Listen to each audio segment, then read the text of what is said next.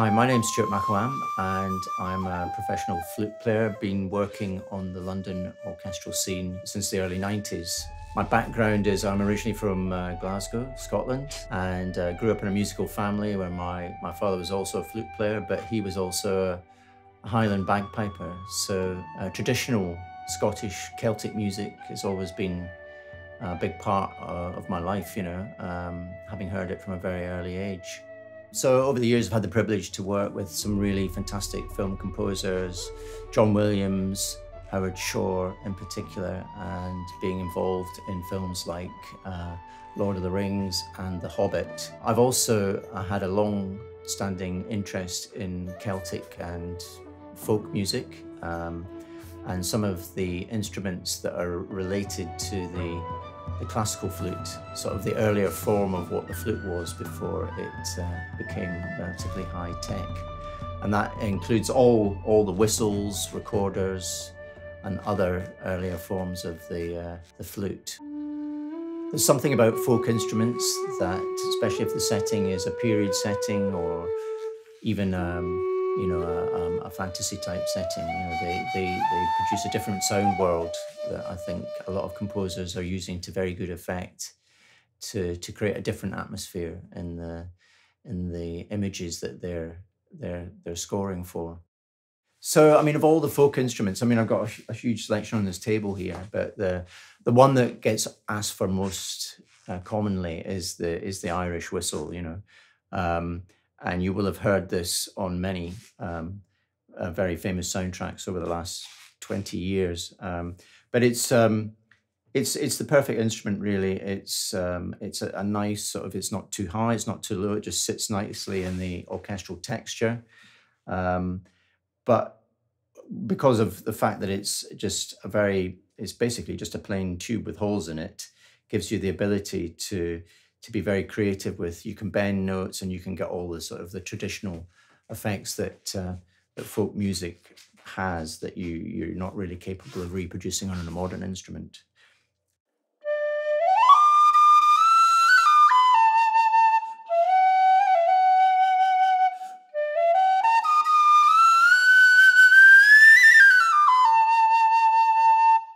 So it can be very expressive as well.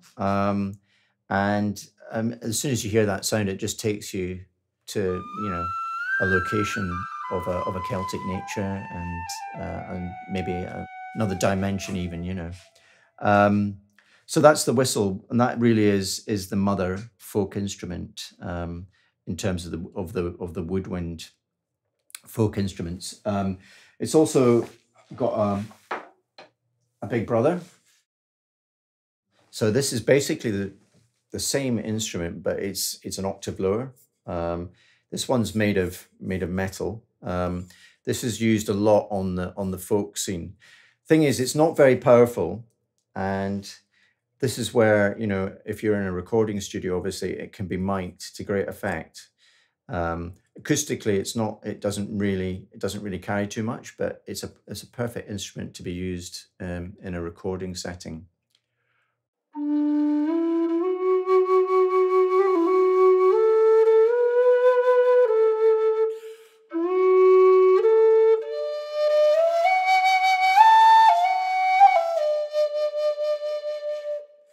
So it's got all the attributes and the character of the so-called penny whistle, but it's a mellower, it's a lower sound if you don't want something so high and piercing, We move to what is really, obviously this looks very much like a normal flute. It's played obviously in the horizontal position.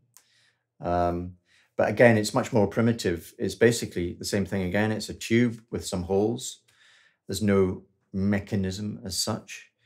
And again, it gives you that ability to be very creative with the slides and the grace notes.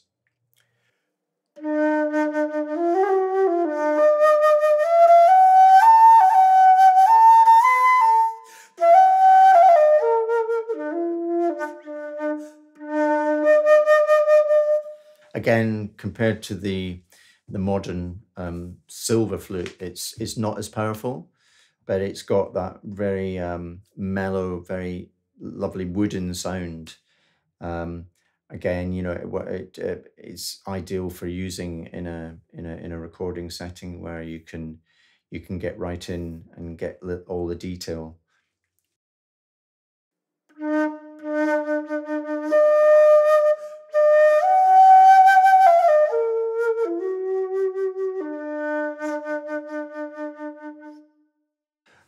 This one also has a smaller relative. So this is really what you'd call a folk piccolo. Piccolo is obviously in the flute section of the orchestra, very high instrument. This one obviously doesn't have the flexibility and the range of a modern piccolo, but again, it gives you a higher option if you want something a bit brighter to put something on the top of a score.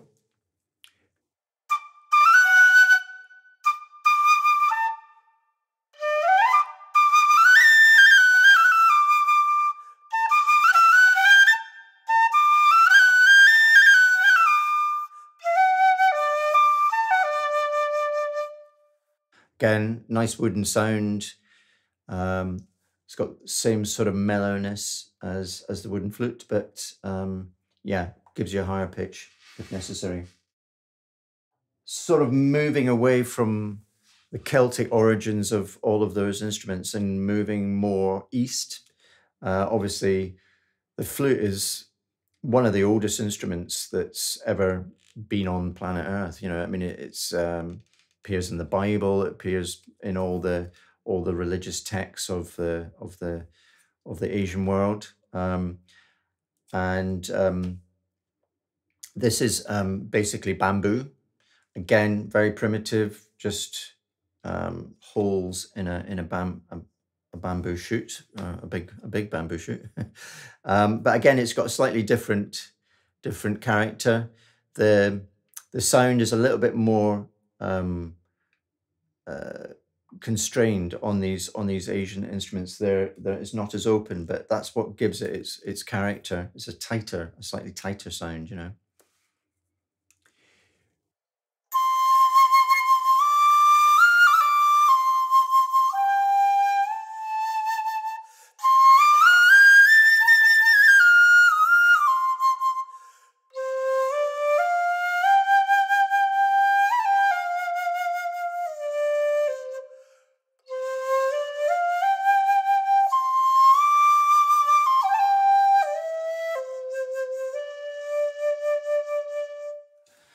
Yeah, just a slightly different color.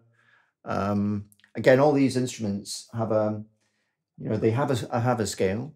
They're not absolutely, if you were to analyze it on a tuning machine, they're not as precise, but that's what gives it its sort of folky Celtic character. You know, it's not too perfect. You know, we won't say that it's out of tune, but it's just got that slightly earthier feel about it. And what's also sometimes used is the recorder family. Now, the recorder is actually a more developed instrument than any of the ones we've just been looking at there, and it still, you know, obviously has a place in the classical music repertoire, particularly in the Baroque period. And I mean, you can pay a very large amount of money for a top quality recorder, and they've got a very accurate scale on them. But it still has that sort of slightly older world sound.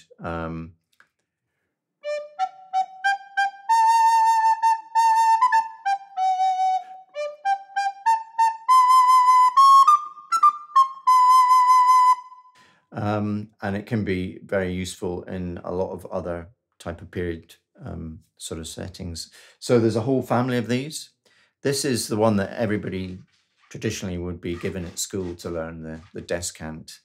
And it can actually be quite a torturous instrument in the wrong hands. But again, this one's made of wood. A lot of school recorders were plastic and not quite so nice sounding. So this is like the sort of the main recorder. But within that family, you can go large or you can go small. This is sopranino.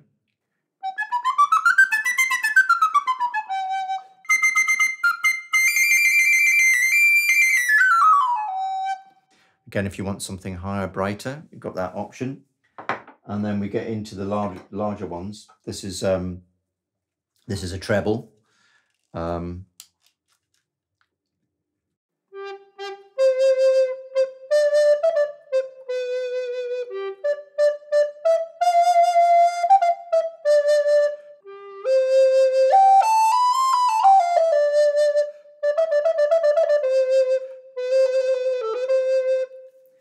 And then the biggest one we have here is the tenor. Again, the bigger these instruments tend to get, the less powerful they are. And in an acoustic setting, they're not so useful. But again, they work really well in a recording studio when you can isolate them and get a microphone relatively close. And again, they all have a very distinct color. And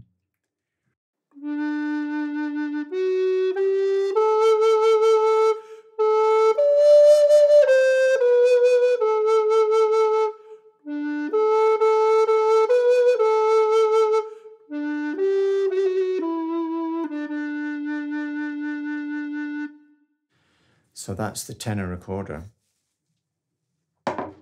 And that just about completes the family of what are the standard variants you get from the actual modern flute, and that you would find being used in various types of folk settings.